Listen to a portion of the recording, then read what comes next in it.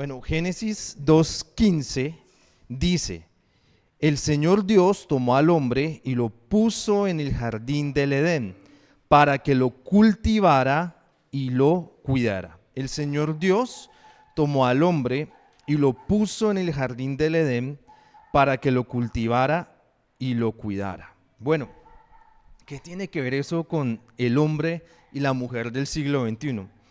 Pues de alguna forma, si uno busca dónde está el propósito del hombre, dónde está el propósito de la mujer, pues normalmente en un mundo tan metalizado como el nuestro, dice que debe estar en la productividad, en ser una persona que trabaje y produzca dinero.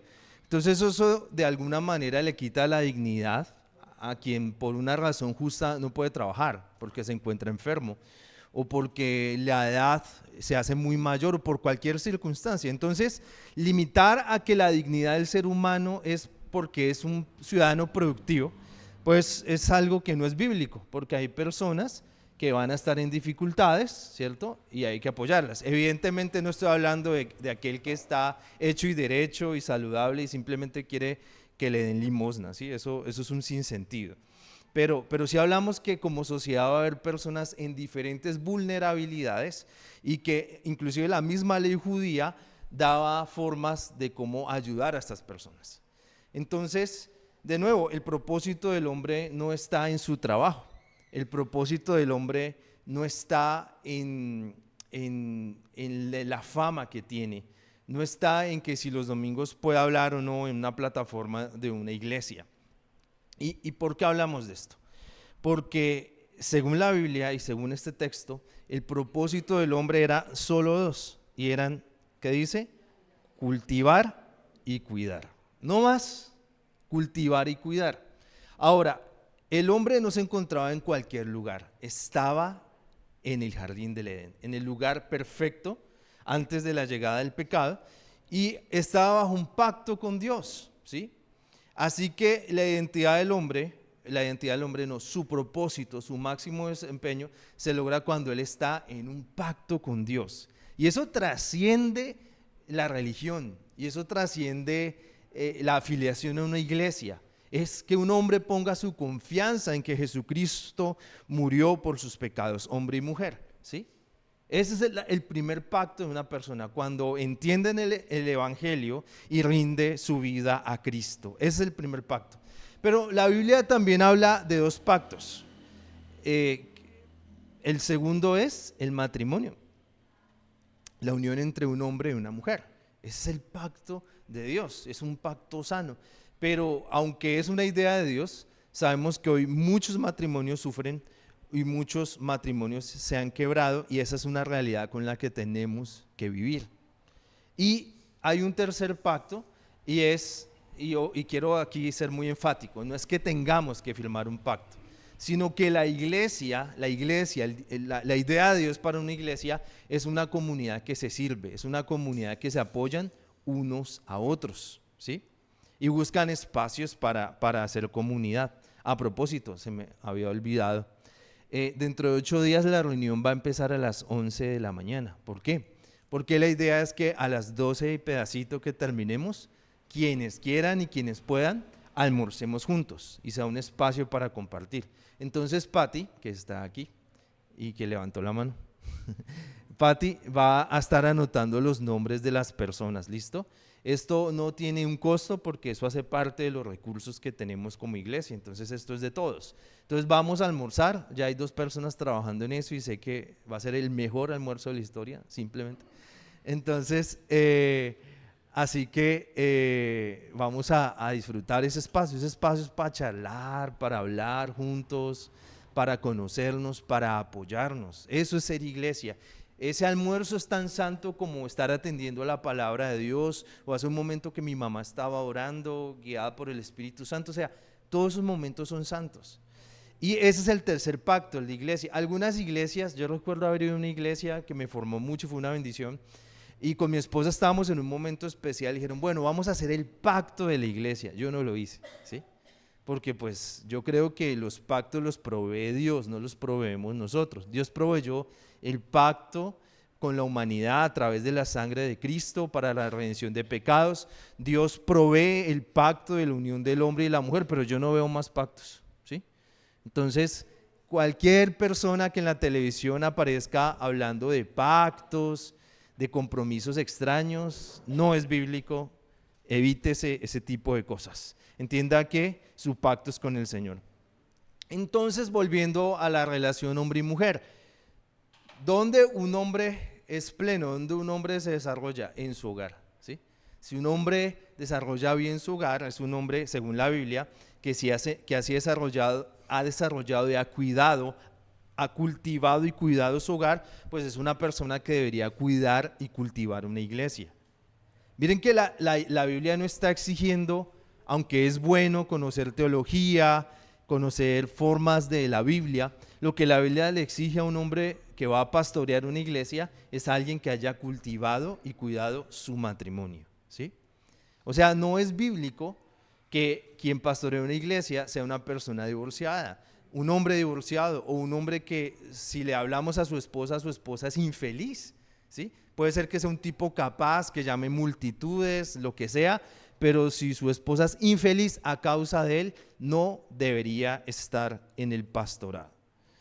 Entonces vamos a hablar acerca de eso, del matrimonio maldito y del matrimonio redimido. Sé que es muy fuerte, pero es la verdad. Dice el versículo 16, luego el Señor Dios le ordenó al hombre, puedes comer libremente de cualquier árbol en el jardín, pero no debes comer del árbol del conocimiento del bien y del mal, porque el día que lo hagas, sin duda, morirás. Como el meme, se te pide solo una cosa, y esa cosa la hicimos mal. ¿Por qué la hicimos mal? Vamos a adelantarnos al capítulo 3, es una lectura un poco extensa, pero quiero que la hagamos. Versículo 1, la serpiente era más astuta que todos los animales salvajes que el Señor Dios había hecho.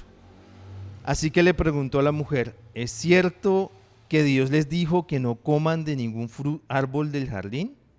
La mujer respondió, podemos comer los frutos de los árboles del jardín, pero Dios nos dijo, no deben comer frutos del árbol que está en medio del jardín, ni siquiera tocarlo, porque si lo hacen, morirán. Sí, 4. Entonces la serpiente le dijo a la mujer, con seguridad no morirán. Incluso Dios sabe que cuando ustedes coman de ese árbol comprenderán todo mejor. Serán como Dios, porque podrán diferenciar entre el bien y el mal. Cuando la mujer vio que el árbol era hermoso y los frutos que daban eran buenos para comer, y que además ese árbol era atractivo por la sabiduría que podía dar, tomó algunos frutos del árbol y se los comió. Su esposo se encontraba con ella. Ella le dio y él también comió. Como si se les abrieran los ojos, se dieron cuenta de que estaban desnudos. Entonces se hicieron ropa cosiendo hojas de higuera. En medio de un ventarrón retumbaba la voz del Señor Dios que caminaba por el jardín. Entonces, al oírlo, el hombre y la mujer se escondieron del Señor Dios entre los árboles del jardín. El Señor Dios llamó al hombre y le dijo, ¿dónde estás? El hombre respondió, escuché que andabas por el jardín y me asusté porque estaba desnudo. Entonces me escondí. Luego Dios le preguntó, ¿quién te dijo que estabas desnudo? ¿Acaso has comido del árbol del que les prohibí comer? El hombre dijo, la mujer que me diste por compañera me dio del fruto de ese árbol y yo comí. Luego el Señor Dios le preguntó a la mujer, ¿con qué esas tenemos? Está muy chévere esta versión, ¿no? Y la mujer respondió, la serpiente me engañó y yo comí. Bueno, esta situación de pecado nos ha puesto una maldición muy grande que me voy a permitir explicar con un chiste muy malo, ¿vale? Entonces hay una hermana en la fe sanandresana y esa hermana está orando ahí con el Señor y como le pareció a Salomón, apareció Dios y le dijo, pídeme y te daré lo que quieras. Entonces la hermana sanandresana dice, Señor, construye un puente entre Cartagena y San Andrés, que estoy cansado de volar en avión. El Señor dice, esos son muchos recursos, Colombia tiene limitaciones de presupuesto, pídeme otra cosa. Entonces esta hermana dice, quiero entender a mi esposo. Pues el Señor le responde, ¿de cuántos kilómetros es el puente? ¿Sí? Chiste malo. Ahora, sabemos que Dios es todopoderoso y no necesita construir puentes, pero el punto es, si cambiamos la hermana sanandresana por el hermano sanandresano y que al final dice, quiero entender a mi esposa, estaríamos en la misma situación. Esta maldición nos afecta hasta hoy en día. Esta maldición es el alimento para la guerra de los sexos. Esa es la razón por la que alguien se escucha, ve, fulano se va a casar, y algunas personas dicen, oh, no, pobrecito, la embarró, ¿sí? La razón por la que muchos tardan años viviendo y al final deciden casarse.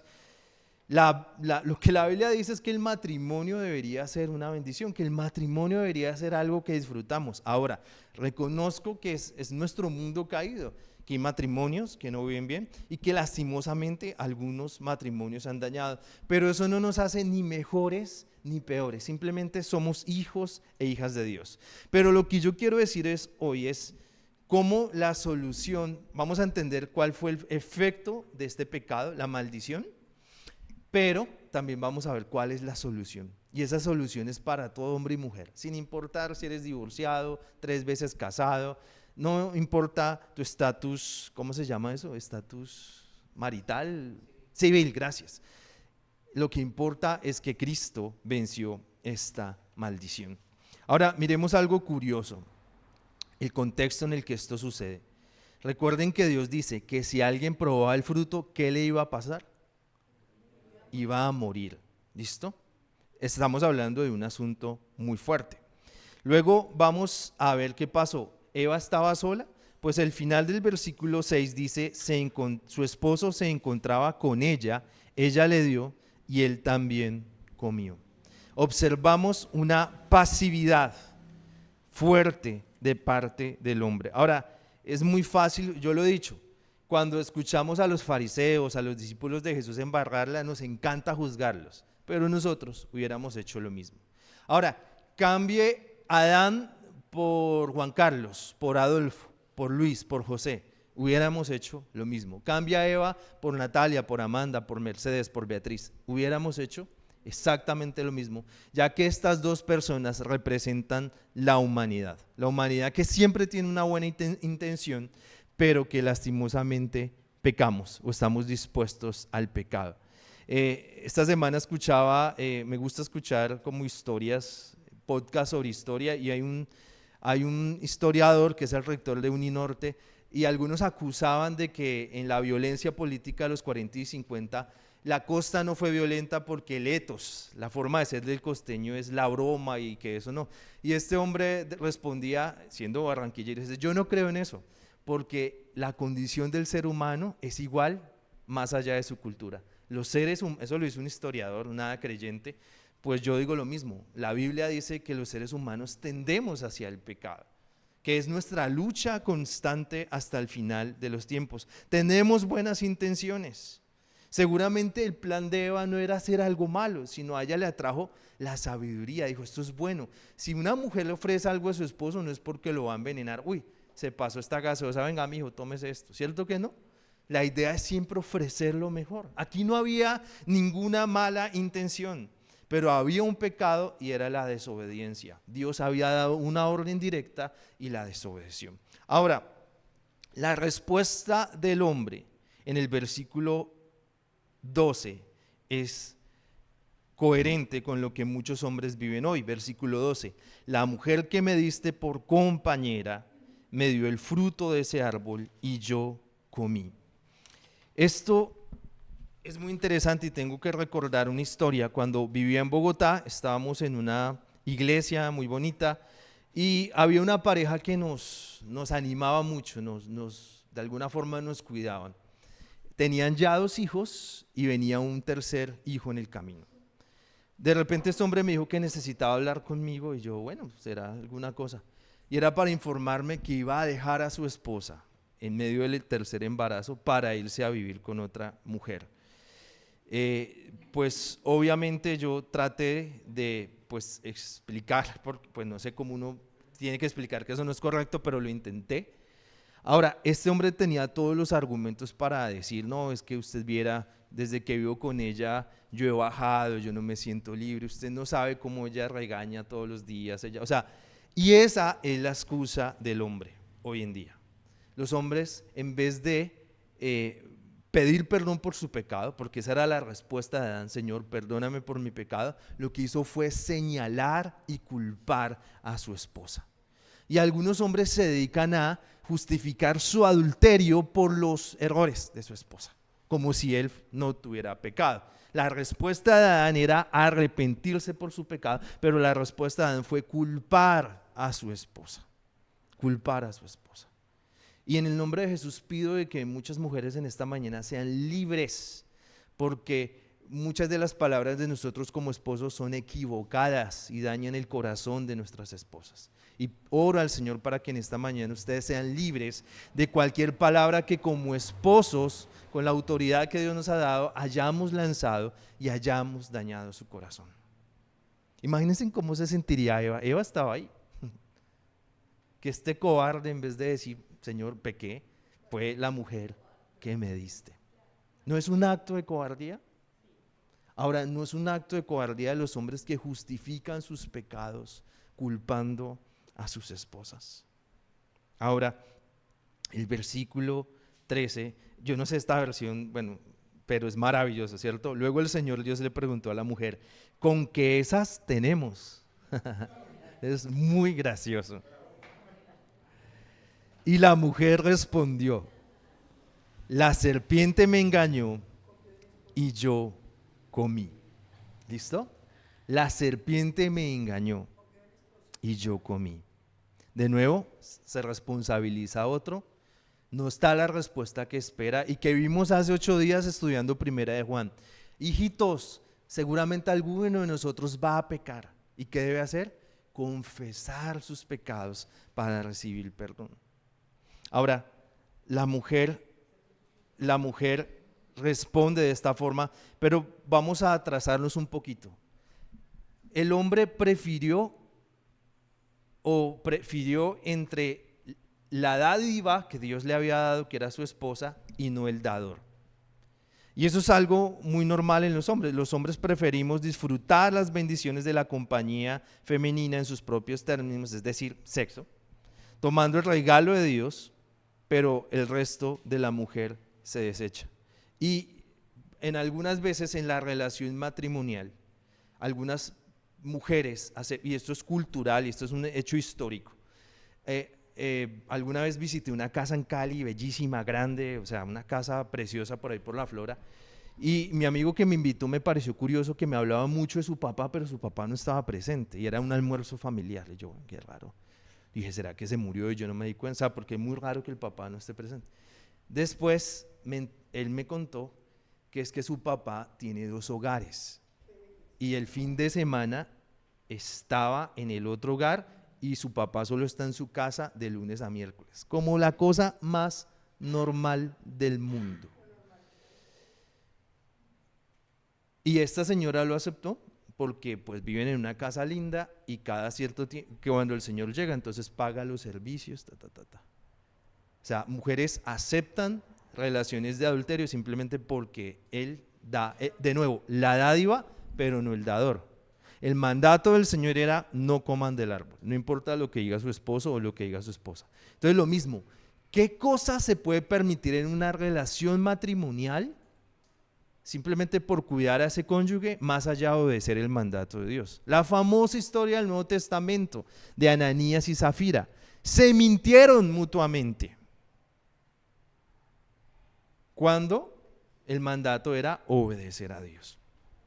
Entonces, claro, nos debe gustar, debemos amar a nuestros cónyuges, pero ninguno de ellos está por encima del Señor, ninguno está por encima de Dios. Ahora, vamos a enfocarnos, ya vimos pues toda la historia, pero vamos a ver algo muy fuerte, y es que lo primero que proveyó es como una separación, y esa separación reina hasta hoy. Hombres, de nuevo, solamente Ya no encuentran el propósito en cuidar y cultivar sus hogares, sino afuera.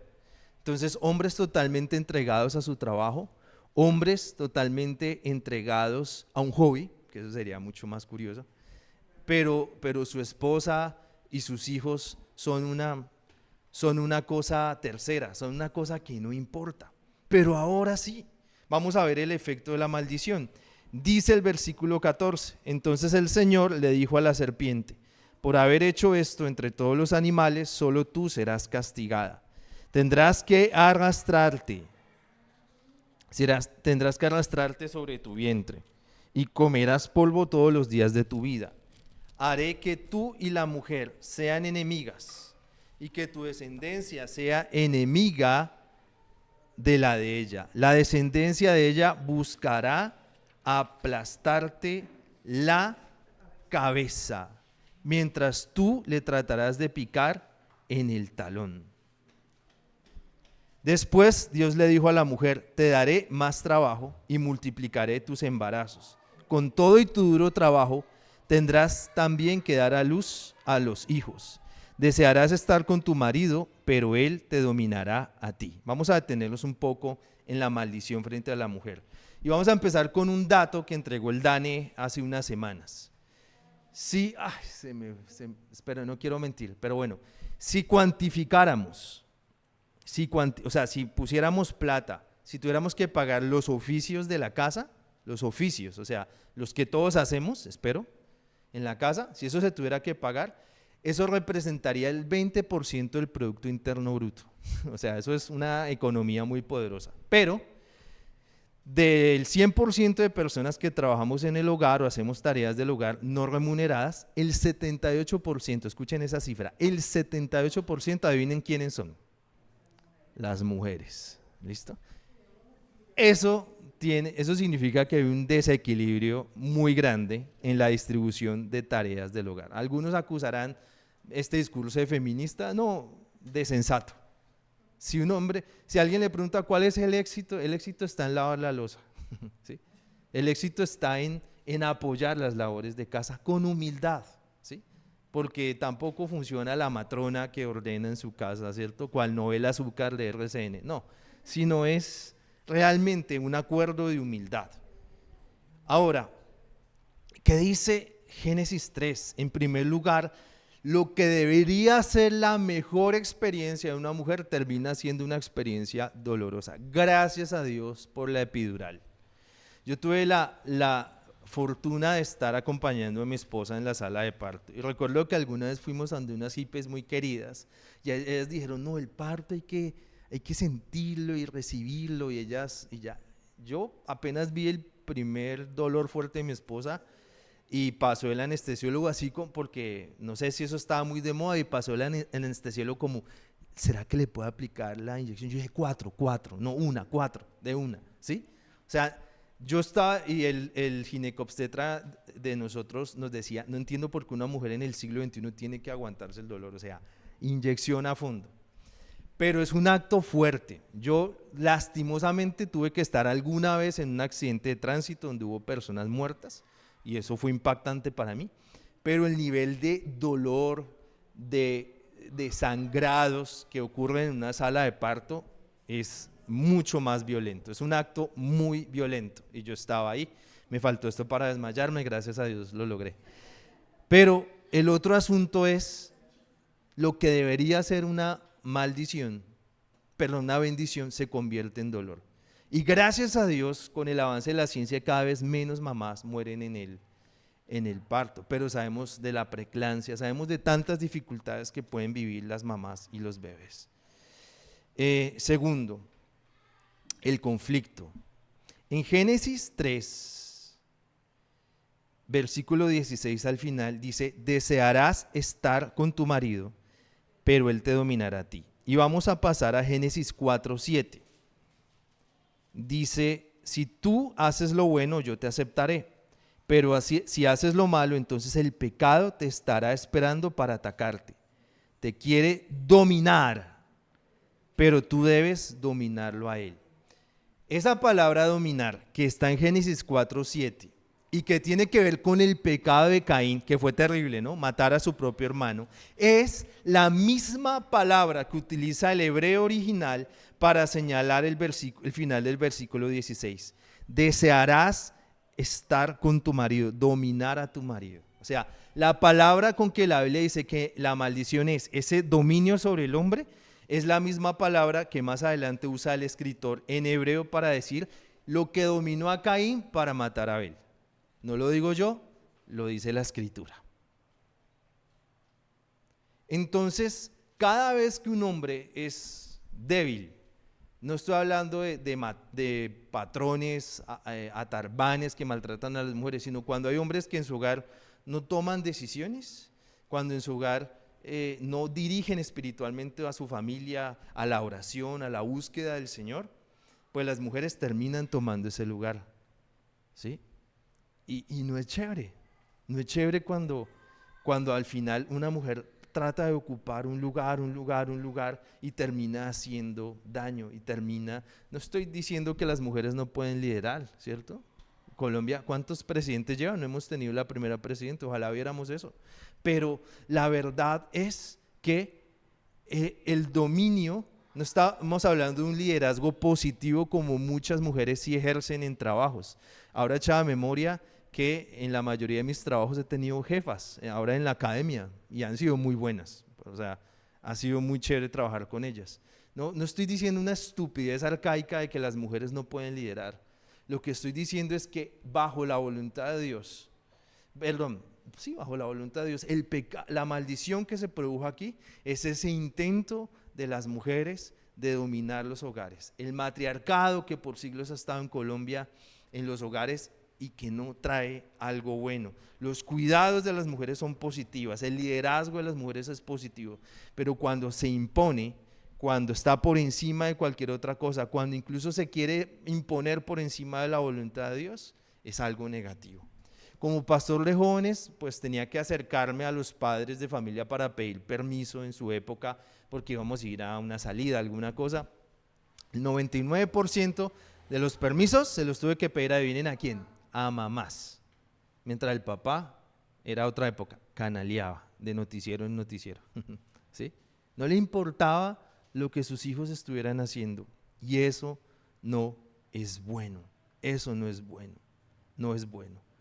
Ahora en mi trabajo que tengo que andar en ruta y yo soy de lejos el mayor, me parece muy curioso ver que muchas de las mamás que llegan a dejar a sus hijas en la ruta las están regañando. Y eso no es el diseño de Dios, estar todo el tiempo mamá e hijas en enemistad, en enemistad. Yo sé que es una idea culturalmente aceptada, que las mamás estén ahí encima, sobre todo las mamás mayores con sus hijas mayores, porque pues ya son dos personas adultas, pero seguramente esa no es la voluntad de Dios. Ahora el hombre no se quedó atrás con sus maldiciones. Vamos a ir al versículo 17 de Génesis 3, dice: luego Dios le dijo al hombre: ya que tú obedeciste a tu mujer y comiste del árbol que yo te había prohibido, la tierra estará maldita por tu culpa. Tendrás que conseguir la comida por medio de duro trabajo durante todos los días de tu vida. Del suelo nacerán cardos y espinas para ti, y tendrás que comer plantas del campo. Obtendrás tu comida trabajando duramente y hasta que mueras y regreses al polvo, porque tú saliste de allí. Polvo eres y en polvo te convertirás. Pues este gran profeta, el negrito del Batey, decía que el trabajo era castigo. No. Algunos de los hombres que están aquí, nuestro trabajo no es un castigo, ¿sí o no? O sea, pues no lo vemos como un castigo. Lo podríamos hacer gratis, obviamente no le digan a nuestros empleadores, pero sí, o sea, no necesariamente es una maldición nuestro trabajo. Pero todo trabajo se tiene sus días difíciles. Y hacer que la tierra sea productiva es algo difícil, porque tenemos cambios climáticos, desafíos socioeconómicos, etcétera. O sea, esta maldición implica que hacer que las cosas se produzcan ya no era como en el jardín del Edén, que era lo que hoy pretendemos hacer con la economía regenerativa, o sea, que la misma tierra produzca, sino que nuestros estilos consumistas de vida han permitido que esta tierra la llevemos al extremo y tengamos que trabajar muy duro como sociedad para que sea productiva. Ahí se ve el efecto de la maldición del hombre. La pregunta es, bueno, ¿y qué? Listo, ya pecamos, tenemos una maldición. ¿Y cuál es la solución? ¿Cuál es el propósito de esta maldición? ¿No habría sido mejor cumplir Génesis 2:17? Pues si ellos se comieron el fruto, que se mueran, ¿cierto? Y ya se acabó la humanidad y un planeta sin humanos. Seguramente un planeta sin humanos sería salvaje, pero regenerativo. No estaría tan contaminado. Pero, ¿cuál es el propósito de la maldición? Primero veamos lo que trató de hacer el hombre y la mujer en el versículo 7 de Génesis 3. Como si se les abrieran los ojos, se dieron cuenta que estaban desnudos. Entonces se hicieron ropa cosiendo hojas de higuera. A ver, ¿qué tan brillante fue esa idea? ¿Qué tanto pueden cubrir hojitas? Es una solución superficial.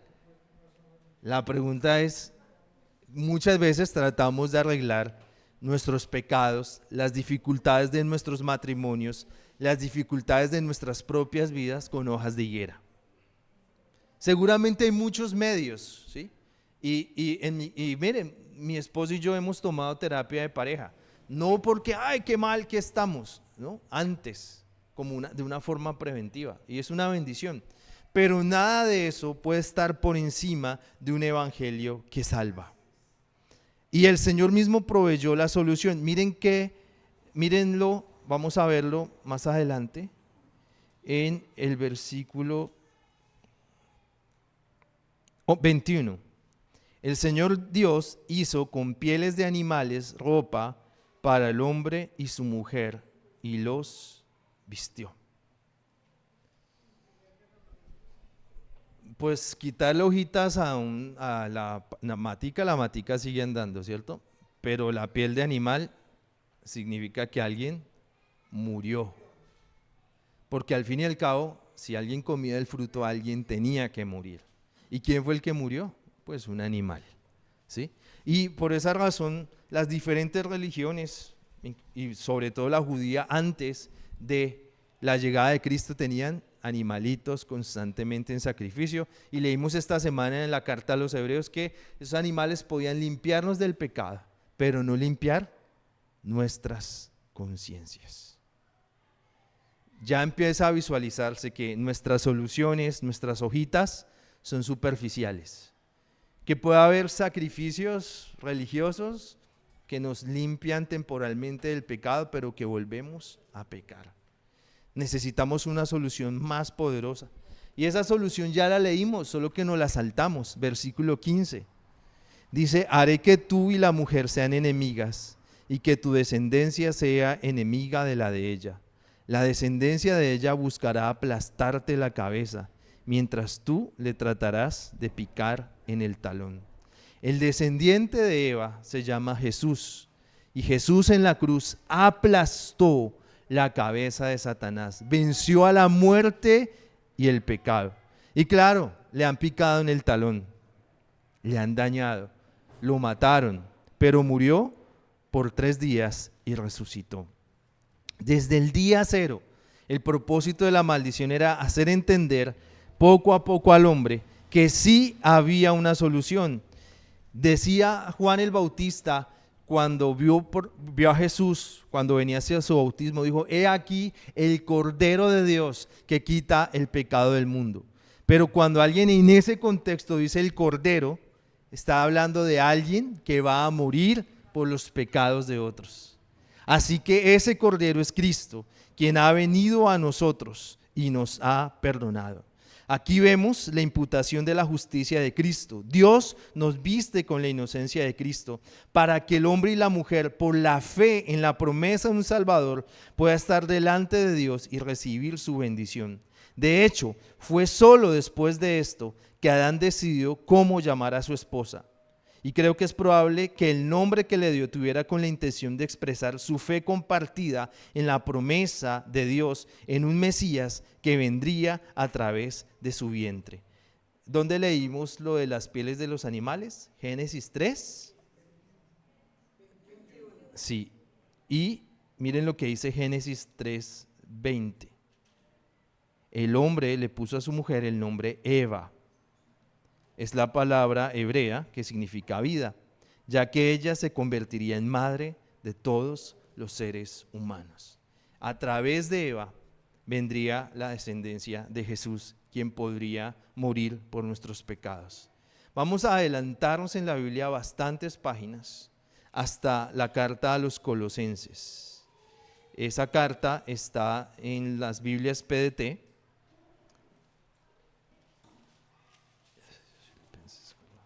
En la página 1300, y vamos a leer en el capítulo 3, versículo 12, 1323. Antes de leer esa parte, vamos a concluir Colosenses 3, 12, ¿listo? Pero antes de leerlo, quiero recapitular lo que hemos aprendido sobre el pecado y la redención en Génesis 2 y 3. Primero, hay un patrón en los efectos del pecado. El pecado tiende a alejarnos unos de los otros, así como nos separa de Dios. El pecado trae culpa y la culpa viene con la incapacidad de confiar en los demás o de permitirles acercarse. Segundo, la maldición de Dios sobre la mujer hace que las mujeres tengan un deseo nocivo de poseer e incluso controlar a los hombres, cuyo resultado inevitable es el conflicto matrimonial. Los hombres, llamados a cultivar y a cuidar el huerto, es decir, su hogar, encuentran en su trabajo y en sus hobbies absorbentes que tienen poca atención para dar a sus esposas. Tercera, la intención de Dios es que toda esta lucha entre y dentro de nosotros nos lleve de vuelta a Él, mientras buscamos a Jesús en busca de perdón y justicia. A medida que quitamos las hojas de higuera de nuestra autojusticia y dejamos de culpar a los demás y en su lugar confesamos nuestro pecado y nos vestimos con la justicia de Cristo, Dios nos sanará tanto a nosotros como a nuestra relación humana más cercana e importante. Hablo a los hombres, nuestra relación matrimonial con una mujer. Ahora, vamos a leer Colosenses. Todas las cartas de Pablo empiezan con una exposición profunda teológica: salvación, justificación, elección para salvación, pero al final pasan a una forma práctica. Dice, bueno, ¿y cómo aplicamos esto del evangelio? Y vamos a pensarlo no solamente para la relación matrimonial, sino para el evangelio, para cualquier relación humana. Colosenses 3:12. A ustedes Dios los amó y los eligió para que sean su pueblo santo. ¿Usted se eligió? ¿Usted se salvó? No, la Biblia una y otra vez habla de elección y de elección de parte de Dios por usted. Pero listo, yo soy salvo, entonces vivo como se me antoje. No, lo ha elegido para ser su pueblo santo. Pero es que hoy sufro y me equivoco y demás. Todos estamos en ese mismo camino. Todos pecamos una y otra vez. Pero el llamado de Dios es que cada día podamos caminar en mayor santidad. ¿Cómo se hace eso? Por eso vivan siempre con compasión, bondad, humildad, gentileza y paciencia. Y recuérdense esas 5 virtudes en su relación matrimonial, si es que la tienen, en la relación con sus padres, en la relación con sus hijos, en las relaciones en su trabajo, en las relaciones, los que somos profes, con nuestros estudiantes. Recuerden, por eso vivan siempre como con pasión. Es que cuando yo soy tan perfecto y tan bueno y los demás son los que pecan, ¿en serio? Todos hemos pecado y miro con compasión porque yo también peco. ¿Qué más dice la Escritura? Bondad, humildad, gentileza y paciencia. A veces somos súper pacientes con las personas de afuera, pero nos falta la paciencia con nuestra esposa, nos falta la paciencia con nuestros hijos. Y a nosotros los profes pues nos acusan de eso, porque somos súper pacientes con un poco de gente que no conocemos, pero a veces con quienes son más cercanos nos cuesta mucho ser pacientes. Versículo 13. No se enojen unos con otros, más bien, ¿qué se pide? Perdónense unos a otros. Esa es la solución de Cristo para un matrimonio. Que no me gusta, que es que la crema, perdónesela una vez y usted mismo hágale el rollito a la crema. Cuando alguien haga algo malo, ponga ahí, cuando su esposo haga malo, cuando su hijo haga algo malo, cuando lo que sea con quien usted viva haga algo malo, perdónenlo, así como también el Señor los perdonó a ustedes. Y quiero decir esto, perdonar nunca va a ser un acto natural. Nuestra naturaleza va a ser guardar el resentimiento. Convivir bien no es algo natural. Tener paciencia no es algo natural. Lo natural es enojarse. Lo natural es exigirle a los demás. Pero hoy pedimos y creemos que el poder del Evangelio y el poder del Espíritu Santo está actuando en usted para poder perdonar y para poder caminar en misericordia. Pero lo más importante de todo es que se amen unos a otros, porque el amor es lo que los mantiene perfectamente unidos.